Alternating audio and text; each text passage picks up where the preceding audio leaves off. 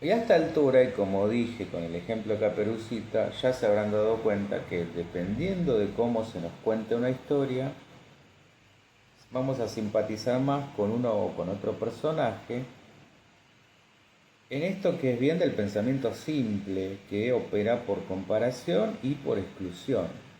Es la lógica del bueno o del malo, A o B, blanco o negro. En otras palabras, juzgamos. Y podemos hacer el ejercicio de contar una historia de distintas maneras, siendo nosotros el autor que arbitrariamente oculta información. Es decir, pongámonos en el papel de abogados del diablo o un gobierno que deliberadamente, imaginemos un régimen totalitario, que deliberadamente oculta determinada información. Y ahí es donde va a aparecer la excusa de eso no lo sabía o no me lo dijeron. Podemos practicar con nuestra propia historia.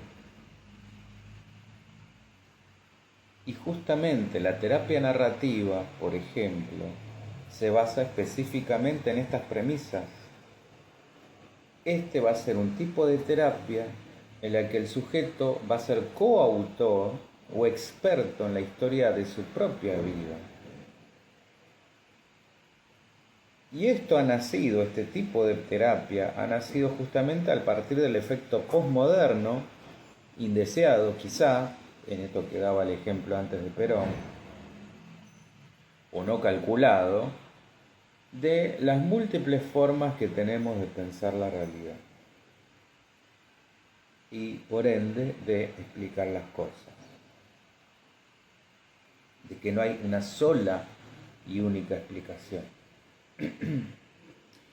Entonces se origina un nuevo paradigma que deja atrás la idea de que podemos conocer la realidad tal como es,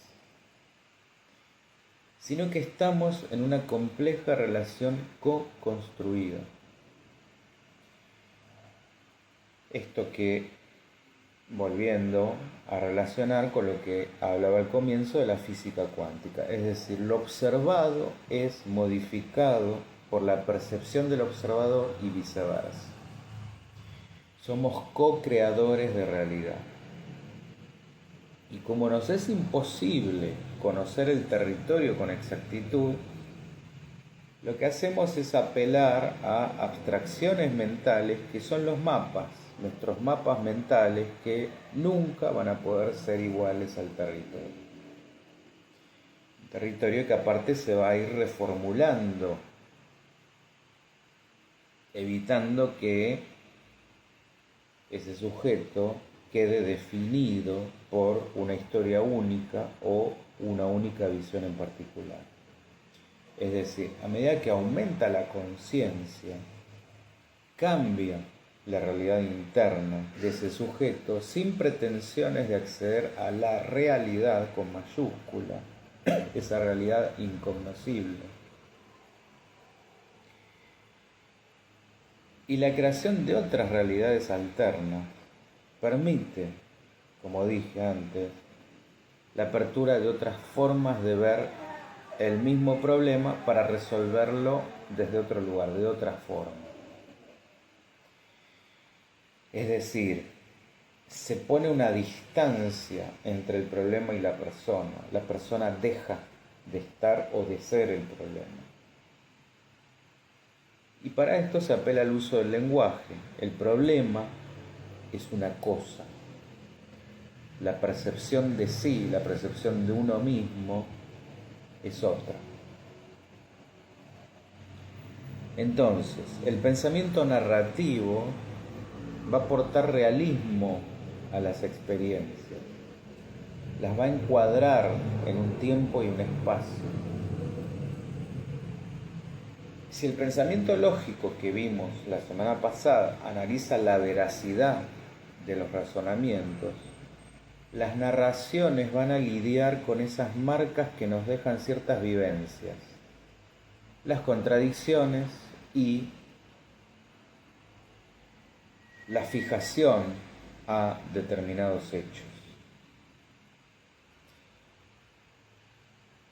¿Por qué nos quedamos atrapados emocionalmente a determinados hechos?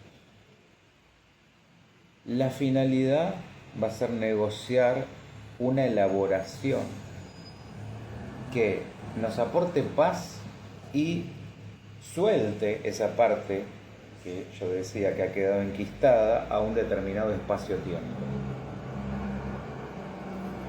Si hay un determinado asunto que no podemos superar, que no podemos sanar, hay una parte nuestra que ha quedado ahí, que ha quedado congelada emocionalmente ahí, y eso es lo que hay que como traer a esta línea de tiempo, porque si no estamos como separados en tiempos diferentes. Entonces, veamos que se trata de rechazar ese tipo de pensamiento simple, cerrado, excluyente, y esta forma de terapia va a requerir una complejidad hacia la apertura y la inclusión, una flexibilidad mental que permita crear otras narraciones que son las que van a facilitar el cambio, ampliando el campo de percepción de la realidad. ¿Está?